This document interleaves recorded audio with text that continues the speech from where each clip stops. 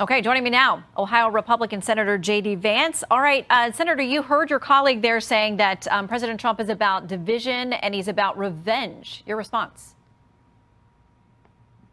Well, if you actually watch the performance of President Trump in the debate, that's not what it's about at all, Shannon. It's about getting the country back on track, bringing prosperity and peace back to the world stage, and actually having a leader who can sit in a room with other world leaders and do the job as president.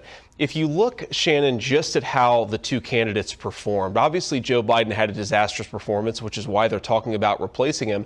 But you also have to look at what Donald Trump was able to do. He showed commands of the facts. He was funny. He was engaging. He was pushing back a little bit, but he was doing it with a good-natured demeanor. That's what you need to be able to serve as president of the United States. And the contrast with Joe Biden, who seemed to be unable to complete a sentence, I'm not worried about their debate performances, Shannon. I'm worried about what did these guys look like in the world stage? What do they look like in private meetings with world leaders? And clearly Donald Trump showed that he could represent our country well in that forum, and Joe Biden showed that he couldn't. It was a remarkable contrast, but this is not about division. This is about prosperity. How do we get wages rising? How do we shut down the border? And how do we stop a world where everything seems to be on fire under Joe Biden's leadership, the very Joe Biden that we all saw at the debate stage just a couple nights ago? His team says he's absolutely showing up for the September debate, but they're starting to raise questions about whether President Trump will. Is there any conversation that he wouldn't show for that second debate? Look, I think Donald Trump is going to do what's in the best interest of his campaign, because him winning is what's in the best interest of the country. So I'll let Donald Trump make the decision about whether he's going to do the September debate. Clearly, the debates have been very good for him, and I think a next debate would be very good for President Trump, because the contrast is remarkable, Shannon. We have to ask ourselves not how these guys perform in a debate, but how could Joe Biden possibly do the job of parrying against world leaders? And how could anybody think, having seen Donald Trump on the debate stage, that he couldn't do the job? Obviously he could, and that's ultimately what the debates really showed, is that we have two candidates, one who can't do the job, one who has failed to do the job, and that's Joe Biden, and Donald Trump, who both could do the job but has already done it successfully. We have a remarkable choice here for the American people, and I'm so glad that I'm on the side of the guy who actually has done the job well and showed at the debate he could do it again. Well, I know that you are among those who say you want President Biden to stay on the ticket, that there are people who have voted for him, and that's what they owe the Democrats who have supported him, all of those delegates who are heading that way. We know there's a growing conversation about pushing him out. We know today at Camp David he's having a conversation with his family. Now, we're told that was a pre-planned conversation and a meeting with the children and grandchildren, and of course, the First Lady. But it raises speculation about that conversation. Nikki Haley is out there warning that the Trump campaign needs to be ready for a change. She says this in the Wall Street Journal. They are going to be smart about it. They're going to bring in somebody younger. They're going to bring somebody vibrant. They're going to bring somebody tested. We know that voters have told us in polls across the board they don't like this rematch.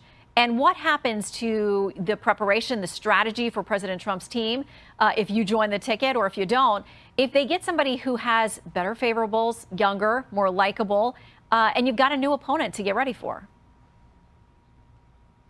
You know, Shannon, I actually don't care if Joe Biden is the Democratic nominee, because Donald Trump is the Republican nominee, and the contrast between Republican policies under Donald Trump and whoever the Democrats ultimately end up with is very powerful. What I do think, Shannon, is it would be an incredible insult to Democratic voters to have this primary process that was effectively rigged in favor of Joe Biden, and then at the last minute, when Joe Biden has a disastrous debate performance, try to switch him out.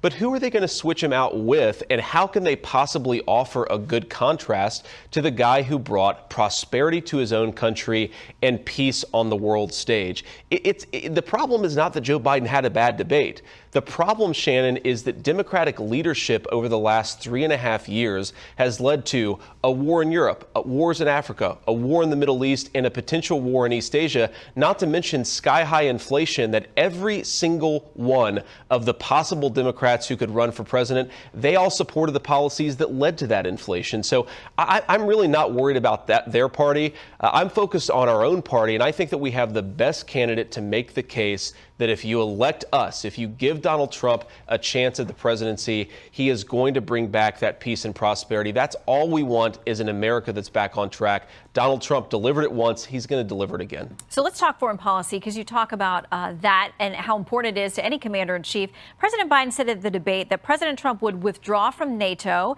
He says that he would also tell Vladimir Putin, he says he has told him, just do what you want. That's the quote when it comes to attacking NATO members, despite Article 5 obligations. What is President Trump's position on staying in NATO, in coming to the defense as agreed under Article 5, should someone be attacked?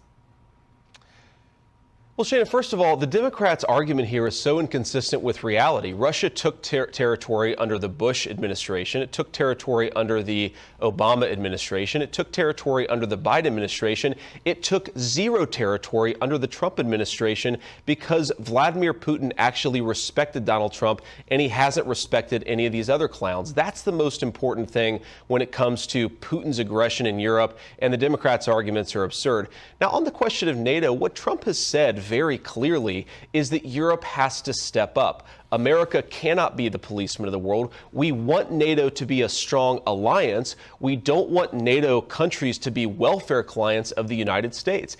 If Vladimir Putin is a significant threat to Europe, then the Germans have to step up. The French have to step up. They need to do more for their own security. And I think that argument actually lands not just with a lot of Americans, but with a lot of Europeans. They are not our clients. We want NATO to be a strong alliance, but for that to be the case, the Europeans have got to step up. But is there any scenario in which there's an attack on a NATO ally and we don't show up?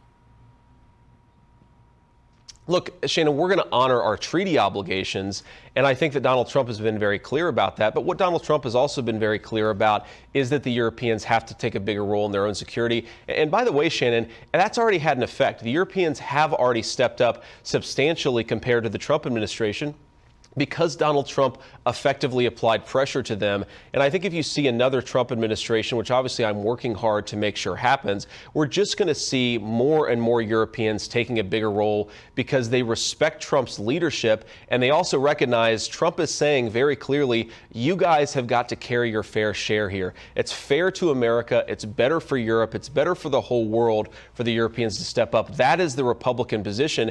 And it is different from the Democrats' position, where they've effectively told the Europeans, American taxpayers will float your security indefinitely. America has other things to focus on, China, our own domestic problems. Europe's got to step up, and that's a very important distinction between Donald Trump and Joe Biden. All right, we got to go, but Senator, any announcements you'd like to make before you go? Not from me, Shannon. As you know, I've said I want to support the president however I can. He's winning this race. The debate was just the latest big moment for the campaign to make Donald Trump the president. I'm going to keep on working however I can and in whatever way I can and as hard as I can to make sure it happens, because that's what's in the best interest of our country. All right, we'll see you out there on the trail. Senator, thank you.